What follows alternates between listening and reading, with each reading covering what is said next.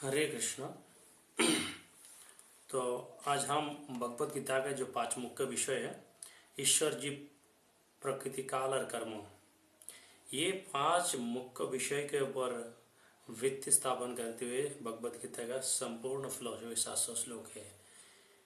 इन 5 मुख्य विषयों के ऊपर ही भगवत गीता के सारे श्लोक के जो मूल भित्ति है, फाउंडेशन है, इसी के ऊपर संपूर्ण भगवत गीता बताया गया है। ये 5 श्लोक के ऊपर चर्चा किया। तो इन 5 श्लोक के ऊपर इन 5 विषय के ऊपर, मुख्य विषय के ऊपर, जैसे अलग अलग आचार्यों, श्रीपाद शंकराचार्य, रामानुजाचार्य, माधवाचार्य, निम्बकाचार्य और अचिंत्य भेद न अवैध, इन 5 आचार्यों क्या क्या बोले। और पहले आज भगवत गीता के इन 5 मुख्य विषय के एक एक शब्द के ऊपर, हाँ, पहला हम भूतपत्ति के ऊपर चर्चा करते हैं। तो भगवत गीता के जो 5 मुख्य विषय है, पहला है ईश्वर। जैसे ही हम ईश्वर के नाम सुनते तब किसी आस्तिकता का भाव हमारे मन में उत्पन्न होते हैं। क्योंकि ठीक है, भक्तों को लेकर तो ठीक है, भगवान मंदिर में है ये भक्त लोग मानते, लेकिन जो नास्तिक है, इन लोग कहते कि जैसे कि ईश्वर सर्वत्र है तो मंदिर में जाना ही क्यों जरूरत है। तो ईश्वर सर्वत्र है लेकिन मंदिर में जाना क्यों जरूरत है? इसलिए जरूरत है क्योंकि ईश्वर जो सर्वशक्तिमान और ऑलमाइटी और सर्वत्र ईश्वर के सत्ता विद्यमान है, ये हम हर जगह में एक्सेस नहीं कर सकते। जैसे कि हम पानी पीते तो बिसलरी वाटर के पानी पीते सच्चो, जिसके द्वारा हमारे शरीर का अच्छा हो और हमारा स्वास्थ्य ठीक रहे। हम ड्रेन के पानी तो पी नहीं सकते। भगवान सर्वत्र है ये मानते हैं, लेकिन हम हर जगह में एक्सेस नहीं कर सकते। जैसे कि हवा सर्वत्र है लेकिन जब गर्मी होते तो फैन की जरूरत है। पानी सर्वत्र है लेकिन हम ड्रेन का पानी पी नहीं सकते। जैसे कि समुद्र का पानी हम पी नहीं सकते। तो इसी तरह ईश्वर सर्वशक्तिमान, इनका एक व्यक्ति विशेष सत्ता भी है। अब सोचिए, किसी व्यक्ति का नाम लेते ही, किसी वस्तु के नाम लेते ही, उस वस्तु के एक आस्तिक शक्ति संपन्न उसका सत्ता है। जैसे कि हम बोलते हैं आकाश कुसुम। अभी आकाश कुसुम शब्द बोलने से भी आकाश में तो पुष्प प्रस्फुटित नहीं होते, तो इसको बोलते काल्पनिक।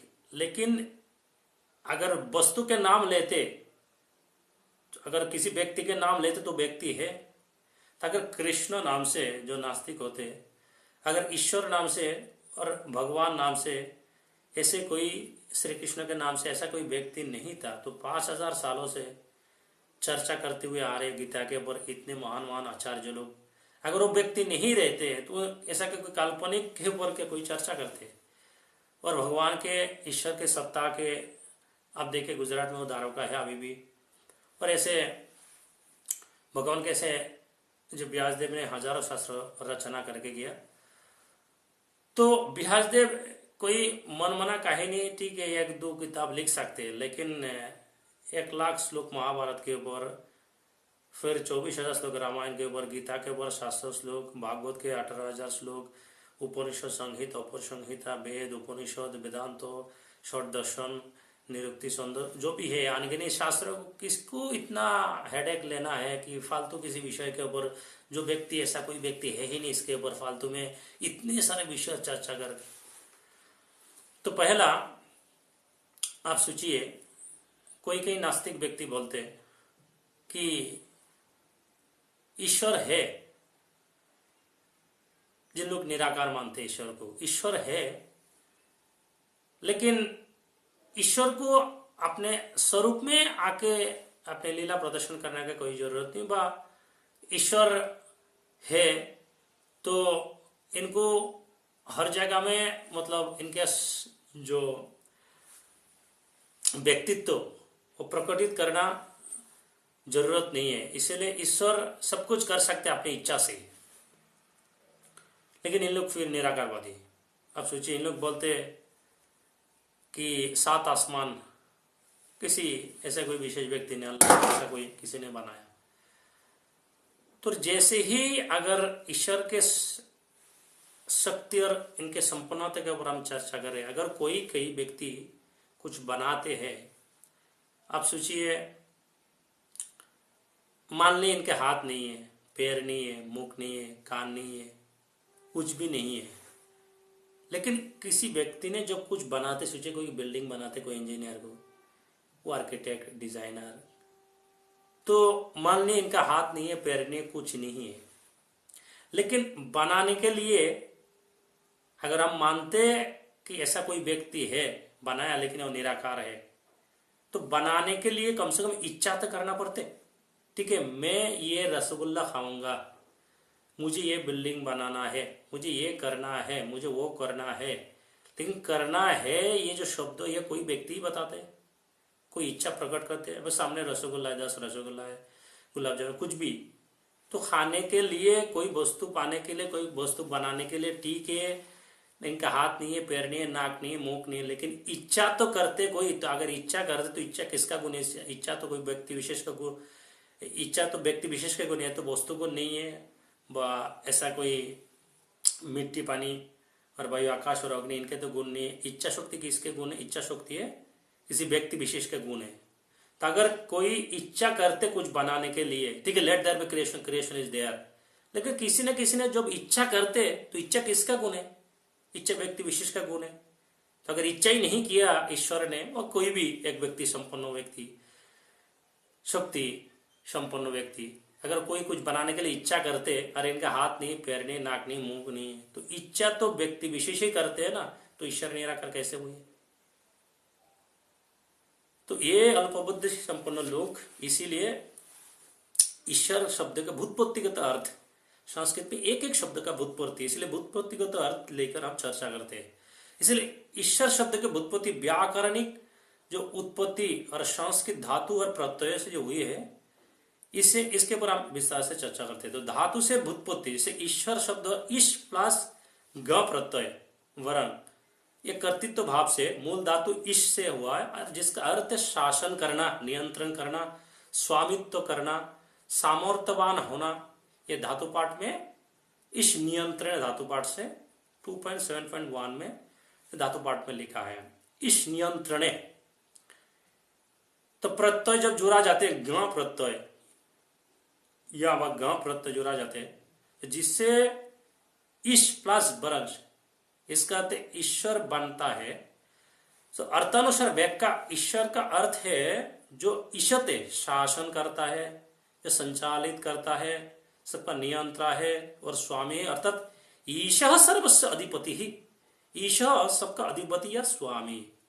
तो इसका अन्य भूतपत्तिगत अर्थ है, ये अमर कुश में लिखा है, ईशः भरति सर्वमिति ईश्वरः, जो सबका वर श्रेष्ठ है ये ईश्वर है। ईशते, ये एक नंबर, ये धातुगत अर्थ बता रहा हूं। दूसरा है ईशते सर्वमिति ईश्वरः, जो सब पर शासन करता है वो ईश्वर है। तीसरा ईशः बर, ईशः प्लस बर श्रेष्ठ, जो शासन में श्रेष्ठ है। अच्छा, नंबर श्लोक में लिखा है, जो शास्त्र में एक्चुअली जो प्रयोग है शतशतोपनिषद में 6.16 में प्रभुपाद ने बहुत सारे भगवत गीता के बहुत सारे श्लोक में आपको मिलेगा शतशतोपनिषद का। तो वहां पर ईश्वर के परिभाषा दिया, यह देवनम प्रभुवश्च देवश्च विश्वाधिपति रुद्र महर्षि, ये रुद्र ही समस्त देवताओं का प्रभु ईश्वर है। रुद्र को भी ईश्वर बोलते हैं, जैसे डेमी गॉड्स, यहाँ पर आप Demi plus God, Demi God, God शब्द का प्रयोग कोई भी जो नियंत्रण अर्थ, शासन अर्थ में, इसलिए देवताओं को भी ईश्वर रूप में बताया जा सकते हैं, ईश्वर बोलते हैं। लेकिन परमेश्वर शब्द केवल पूर्ण पुरुषोत्तम, इसलिए प्रभुपाद जब ट्रांसलेट करते लिखते हैं the supreme personality of God head, इसीलिए लिखा है पूर्ण पुरुषोत्तम भगवान परमेश्वर। ईश्वर और परमेश्वर में फर्क है, सब ईश्वर है, हम भी एक छोटा ईश्वर है, हम भी एक छोटा ईश्वर है, देवता भी एक छोटा ईश्वर है, सब अपने अपने एक ईश्वर है, लेकिन सबके ईश्वर जो है वह परमेश्वर है। इसलिए पूर्ण पुरुषोत्तम भगवान श्री कृष्ण इसलिए ब्रह्म संहिता लिखते ईश्वर सर्व, जो ब्रह्म संहिता में कि ईश्वरी अनादिर आदि गोविंद सर्व कारण कारण, वही सर्व कारण कारण है। ईश्वर परम कृष्ण सच्चिदानंद विग्रह अनादिर आदि गोविंद सर्व कारण कारण। तो भगवत गीता का जी ईश्वर शब्द का जो ये है, जैसे देखिए भगवत गीता के 18.16 में लिखे ईश्वर सर्वभूतानां हृदय अर्जुन तिष्ठति, ईश्वर सभी प्राणियों के हृदय में स्थित है। तो संक्षेप में एक्चुअली घटक अर्थ धातु ईश नियंत्रण है। जब आप नियंत्रण अर्थ में ईश लेते, ईश नियंत्रण करना प्रत्यय वरंच ज्ञ प्रत्यय ईश्वर है जो, और इसका अर्थ जब सबका स्वामी और नियंता नियंत है। यदि आप चाहे तो मैं ईश और ईश्वर का, तो देखिए यहां जो दार्शनिक अर्थ में, इसीलिए यहां पर बहुत सारे, ये केवल व्युत्पत्तिगत अर्थ है। फिर इसके बाद जीव के व्युत्पत्तिगत अर्थ क्या है, फिर हम जाएंगे आचार्य लोग क्या बोलते हैं।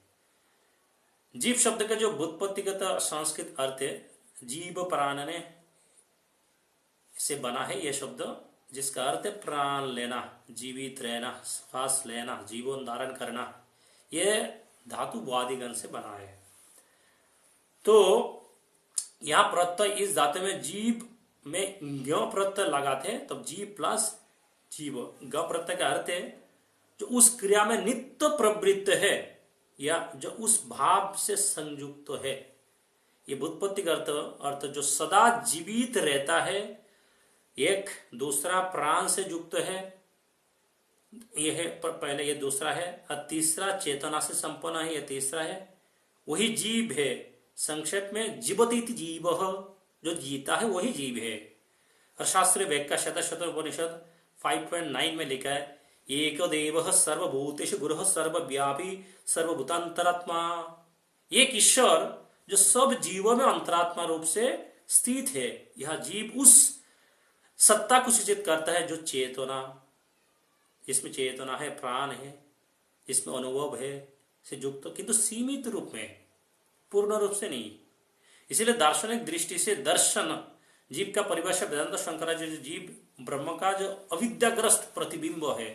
इसलिए चैतन्य जो उपाधियों से सीमित हो गया, ये विशिष्ट अद्वैत में बाद में चर्चा करूंगा। विशिष्ट अद्वैतवाद रामानुजाचार्य, माधवाचार्य और सारे आचार्य क्या बोला। तो संक्षेप सारणी में तत्व विवरण धातु जो जीव प्राणन है, जीने का अर्थ है प्रत्यज्ञ प्रशब्द, अर्थ जीव अर्थ जो प्राण से युक्त है, चेतन से, चेतन वाक्य जीवते जीव, जो जीता है वही जीव है।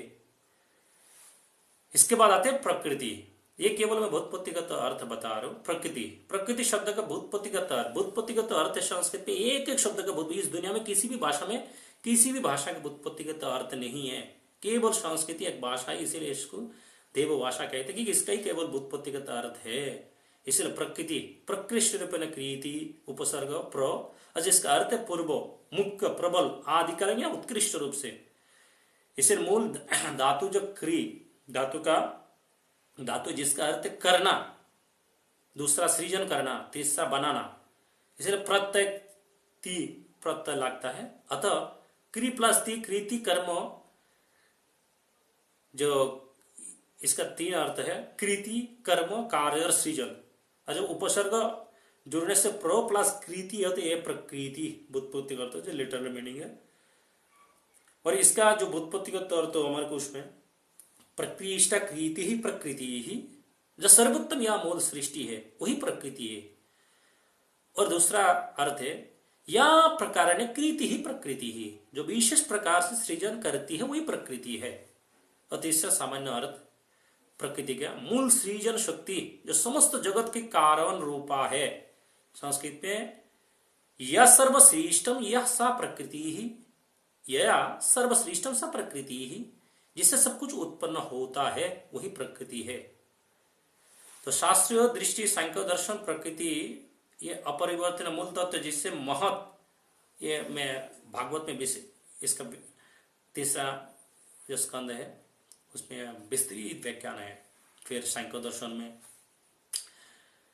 अपरिवर्तनीय प्रकृति अपरिवर्तनीय मूल तत्व है, जिससे एक्चुअली महत, फिर अहंकार, मन, इंद्रिया और पंच महाभूत उत्पन्न होते हैं। ये अवनीय भी अनादि नित्य अचिंत ये अचेतन शक्ति है। इसलिए शास्त्रों में लिखा है प्रकृति ही सर्व कार्य कारणानां कारणम, प्रकृति सर्व कार्यों की कारण है। इसलिए भगवद गीता में लिखा है भूमिरपराल बाह्यम मन बुद्धि एव च अहंकार इतिम में प्रकृति अष्टदा। ये क्या है? मेरी ये अष्टदा 8 प्रकार की विविक्त प्रकृति है। और आगे अपरमें अन्न प्रकृति विद्धि में पराम जीवभूत महाबाहु जयदम धार्यत जगत। इसमें लिखा है ये मेरी अपरा प्रकृति है, परंतु जीवात्मा मेरी परा प्रकृति है। ये जीवात्मा जो मम्मी वंश जीवल का जो बहुत सनातन, ये जो जीवात्मा है ये परा प्रकृति का है। और ये जो संपूर्ण सृष्टि में जो 8 धातु ये अपरा प्रकृति के। तो दार्शनिक अर्थ सारणी दर्शन में प्रकृति का सांख्य अर्थ सांख्य प्रधान कारण त्रिगुणात्मिका, उसमें सत्य गुण है, रजस तमस युग सृष्टि का मूल शक्ति जो पुरुष के अनुभव के लिए प्रकट होती है। इसीलिए संक्षेप सार इसके बाद आते हैं। तो एक्चुअली प्रकृति अर्थ जो मूल सृष्टि करने वाली शक्ति है। इसका व्युत्पत्तिगत वाक्य प्रकार न कृति ही सा प्रकृति ही। यदि आप तो इसमें एक्चुअली मूल इसका बहुत सारे मैंने ये बताया, ये केवल व्युत्पत्तिगत अर्थ है। प्रकार न कृति ही सा प्रकृति ही। अभी काल शब्द की व्युत्पत्ति बताते। ये कल धातु से मूल धातु, काल शब्द संस्कृत धातु कल गतऊ। इसका अर्थ दूसरा अर्थ है गणना, फिर तीसरा अर्थ है मापन, और चौथा है चिंतन, और पांचवा है विनाश से बना है।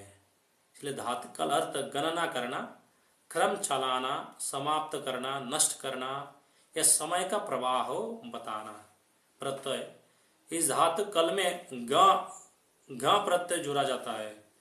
कल प्लस ग काल व्युत्पत्ति का अर्थ है, इसका लिटरल मीनिंग है कलयति इति काल। जो गणना करता है वही काल है, अर्थात जो घटनाओं का क्रम और परिवर्तन मापता है ये, या कलयति सर्वम इति काल हो, जो सबका क्रम से आगे बढ़ाता है ये काल है। दूसरा अर्थ है कालयति भूतानीति काल हो, जो सभी प्राणी का अंत विनाश करता है ये भी काल कहलाता है। अतः काल शब्द में 2 अर्थ निहित है। समय का मापन करता गणना या प्रवाह, दूसरा विनाश करता संहार का, जो संहार को निकालने वाला तत्व। इसलिए शास्त्रीय संदर्भ में भगवद गीता के 11 अध्याय के 32वां श्लोक में लिखे कालस्मिन् लोक अक्षय कृत प्रवृद्ध। मैं काल हूं जो लोगों का संहार करने के लिए प्रकट हुआ है। यह काल ईश्वर की ही शक्ति रूप में है, जो सृष्टि स्थिति और लय ये तीनों का नियामक है। तो यहाँ पर महाभारत आदि पर्व में लिखा है बहुत सुंदर 301 अध्याय के 110 नंबर श्लोक में कालः सर्वभूतानां भवति अपकर्षकः। काल किसी से एक्चुअली जो पक्षपात नहीं करता, ये सबको समान रूप से प्रभावित करता है। इसलिए दार्शनिक अर्थों में दर्शन काल का स्वरूप सांख्य काल के अनादि अव्यक्त तत्व नहीं मानते, ये गति का मापक है।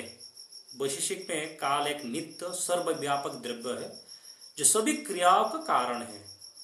और वेदांतों में काल ईश्वर की शक्ति रूप है जो माया के अंतर्गत कार्य करती है। इसलिए गीता के दृष्टि से भगवान का रूप है। इसलिए जो सृष्टि के क्रम को एक्चुअली नियंत्रित करता है इसको एक्चुअली काल बोलते हैं। घटक विवरण में कल गणना करना, चलना, समाप्त करना। इसलिए 3 अर्थ में यहाँ व्युत्पत्ति अर्थ अमरकोश में जो बताया है कलयति इति काल हो या कालयति भूतानि इति काल हो, इसका अर्थ नियंता, विनाश करता, ईश्वर की शक्ति के जो मूलभूत सिद्धांतों में काल एक है, जैसे भूतकाल, वर्तमान, भविष्य, ये सब कुछ भी इसी में आते हैं। तो कर्म, इसके बाद कर्म शब्द की व्युत्पत्ति एक्चुअली मूल धातु कर्म जो संस्कृत शब्द क्री धातु से बना है, जिसका अर्थ है करना, बनाना, सृजन करना, कार्य करना, प्रत्येक धातु के। इसलिए की प्लस म कर्म, या जब क्री में ई स्वरूप होकर एक्चुअली कर्म रूप बनता है। और इसका भूतपत्ति का अर्थ है क्रियते इति कर्म, जो क्रिया करता है वो कर्म है, या कर्तव्यम कार्यम कर्म, जो कर्ता द्वारा किया जाए ये कर्म कहलाता है। अर्थात कर्म, क्रिया, कार्य या ये संकल्पित क्रियान्वयन जिससे फल उत्पन्न हो। और शास्त्रीय परिभाषा अमरकोश में इसमें लिखा है कर्म क्रिया कार्यम इति चो, कर्म, क्रिया और कार्य ये तीनों एक ही अर्थ में प्रयुक्त होते हैं। अमरकोश में 2.6.13 में कर्म क्रिया कार्यम इति चो। और भगवद गीता में क्या लिखा है, कर्म अक्षरम परम ब्रह्म तस्मिन् सर्वाणि भूतानि स्थितानि इति उपासते। यह कर्म का अर्थ है जो वेदोक्त कर्तव्य कर्म, अर्थात जो धर्मों के अनुसार किया जाता है उसी को कर्म बोलते हैं। ऐसे तो कुछ चोरी करना, डाकती करना, ये करना, वो करना, लूटपाट करना, ये करना, वो करना, किसी को मारना, ये सब ये कर्म के, इसलिए कर्म के प्रकार बताया 3 प्रकार। इसलिए भगवद गीता के 4.7 में क्या लिखे, किं कर्म किम कर्मेति कवय अपि अत्र मोहिता। कर्म क्या है और अकर्म क्या है ये समझना भी मनुष्य के लिए कठिन हो जाते हैं। किम कर्मेति कवयोपि अत्र मोहिता। इसलिए दार्शनिक दृष्टि से कर्म का प्रकार, ऐसे प्रकार नित्य कर्म जो प्रतिदिन करना आवश्यक है, जैसे संध्या, जप आदि निमित्त कर्म, ये बहुत सारी चीजें हैं। तो इसीलिए ईश्वर, जीव, प्रकृति, काल, ये 4 एक्चुअली नित्य है, लेकिन कर्म को अनित्य। लेकिन कर्म अनित्य दर्शन से अनादि, इसका शुरुआत कब से हुआ, इसलिए अनादि कर्म फरे परि भवार नवो जले तरी बरे नादि की उपाय नरोत्तम दास ठाकुर कहते हैं। इसलिए आज केवल इसका शाब्दिक अर्थ में बता रहा हूं। ये 5 का शाब्दिक अर्थ है।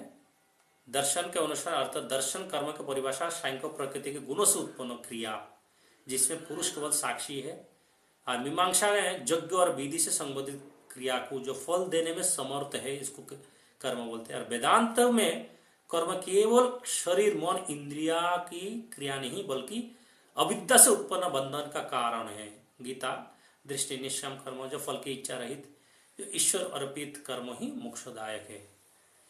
इसलिए घटक विवरण धातु के क्री करने अर्थ में प्रत्यय मन शब्द क्री प्लस मन कर्म, अर्थात जो किया जाता है ये कर्म है। और भूतपत्ति वाक्य के अर्थ, भूतपत्ति का तो इसका अर्थ है क्रियति कर्म, दार्शनिक अर्थ क्रिया, कार्य या फलदायक आचरण।